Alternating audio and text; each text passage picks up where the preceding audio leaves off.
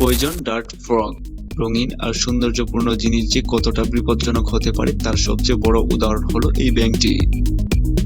এটি হলো পৃথিবীর অন্যতম বিষাক্ত একটি ব্যাঙ, যাকে পয়জন ডার্ট ফ্রগ নামে অনেকে চিনে।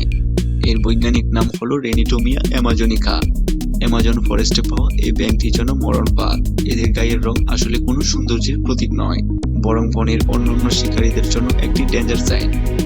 ভুলেও এই চমৎকার রূপ থেকে আকর্ষিত হয়ে স্পর্শ করতে যাবেন না, কারণ এর বিষ আপনার শরীরে পুশ করার জন্য কোনো কামড়ের প্রয়োজন নেই, শুধু স্পর্শই যথেষ্ট।